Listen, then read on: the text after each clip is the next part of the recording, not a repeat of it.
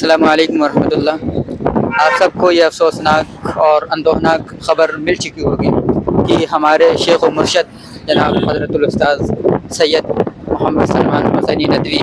جنہیں کل تک ہم دامت برکاتہم کہا کرتے تھے، اب انہیں ہم بہت افسوس کے ساتھ رحمۃ اللہ علیہ کہنے پر مجبور ہیں۔ موت سے کس کو رستگاری ہے، موت سے کس کو رستگاری ہے، آج وہ تو کل ہماری باری ہے۔ یقیناً موت ایک اٹل حقیقت ہے، لیکن جب اس موت کا سابقہ کسی اپنوں پر پڑتا ہے، جب یہ موت کسی اپنے کو ہم سے چھین لیتی ہے، تو ایک بہت درد آمیز گھڑی سے گزرنا پڑتا ہے، اور وہی گھڑی آج ہم پر، ہمارے طلباء پر، ہمارے اساتذہ پر، ہمارے ساتھیوں پر آئی ہے۔ الحمدللہ ہمارے ساتھیوں کا یہ قافلہ مولانا کی آخری آرام گاہ کے لیے، ان کی آخری زیارت کے لیے اور ان کی تدفین میں شرکت کے لیے روانہ ہو چکا ہے۔ ایسے موقع سے ہم مولانا کے لیے صمیم قلب سے اور اندرون قلب سے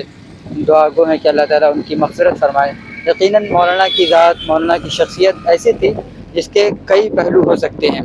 مولانا کی شخصیت کا ایک پہلو وہ ہے جس میں ان کا عزم دکھتا ہے،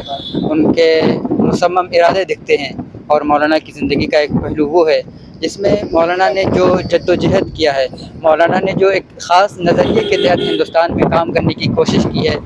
وہ یہ ہے کہ لکھنؤ میں بہت سے لوگ شیعہ مخالف ہونے کی وجہ سے ایک خاص طبقے کو عروج دینا چاہتے تھے، لیکن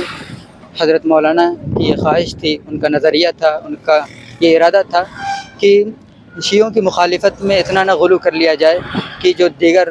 حضرات ہیں، اہل بیت ہیں، انہیں بھلا دیا جائے۔ مولانا اسی پر کام کرنا چاہتے تھے، بہت حد تک اس پر انہوں نے کام بھی کیا۔ یہی وجہ ہے کہ ان کو چاروں طرف سے گھیرنے کی کوشش کی گئی، دیوبند سے ان پر فتوے لگائے گئے، اپنے ادارے سے نکالا گیا، اپنوں کو چھینا گیا، اور گویا کہ مخالفت، نفرت، عناد، دشمنی، ہر طرح کی چیزیں ان کے ساتھ کی گئی۔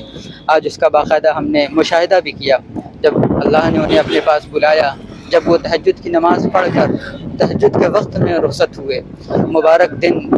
محرم الحرام کا مبارک دن، پیر کا مبارک دن اور تہجد کا مبارک وقت، ایسے لمحے میں اگر اللہ نے انہیں بلایا ہے تو یقیناً یہ ان کے اللہ کے تقرب کا لمحہ ہو سکتا ہے۔ اس کے باوجود ان کی موت پہ ہم نے دیکھا کہ لوگ انہیں طعن و تشنیع کا نشانہ بنا رہے ہیں، ان کے بیانات کو لے کر ان کے حق میں مغفرت کی دعا کرنے کو بھی راضی نہیں ہو رہے ہیں۔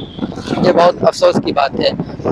اور ہم نے یہ بھی دیکھا کہ ہمارے ادارے میں، یعنی دارالعلوم ندوۃ العلماء لکھنؤ میں، جہاں انہوں نے اپنی ابتدائی تعلیم حاصل کی، جہاں انہوں نے پورا تعلیمی زمانہ گزارا، اس کے بعد انہوں نے تقریباً 50 سال جہاں خدمت انجام دی، وہاں یہ صورتحال رہی کہ کوئی ان کا نام تک لینے کو تیار نہیں ہے، درجے میں کوئی تذکرہ نہیں، گویا کہ کچھ ہوا ہی نہیں ہے۔ حالانکہ ندوے کے وقار پہ، ندوے کی تاریخ پہ بہت بڑا اور سیاہ دن ہے، کیونکہ مولانا ندوے کے صرف استاد نہیں رہے،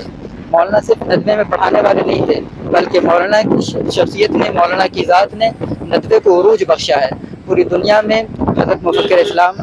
علامہ سید ابوالحسن علی حسنی ندوی رحمۃ اللہ علیہ کے بعد اگر کسی نے ندوے کا نام دیا ہے، ندوے کو نام دیا ہے، تو حضرت مولانا رحمۃ اللہ علیہ کی ذات تھی۔ لیکن جس طرح سے انہیں فراموش کیا گیا، یہ بہت افسوسناک ہے، بلکہ یہ افسوسناکی اس وقت بڑھ جاتی ہے جب ہمیں یہ خبر ملتی ہے کہ دیوبند میں وہاں کے درجوں میں مولانا کے لیے دعائے مغفرت ہوئی، لیکن خود ان کے اپنے ادارے میں ان کا نام تک نہیں لیا گیا۔ یہ بہت کھلنے والی بات ہے، بہت افسوس کی بات ہے۔ اللہ تعالی ہم سب کو شعور بخشے کہ ہم قال اللہ و قال الرسول پڑھتے ہیں، پڑھاتے ہیں، لیکن اپنے بھائی کے لیے، اپنے ادارے کے فرزند کے لیے، اپنے فاضل کے لیے اتنا تنگ اور مضیق سینہ رکھتے ہیں۔ اللہ تعالی ہمیں شعور بخشے اور ہمیں تمام مسلمانوں کے لیے اپنے دل میں محبت رکھنے کا جذبہ پیدا فرمائے۔ جزاک اللہ خیر۔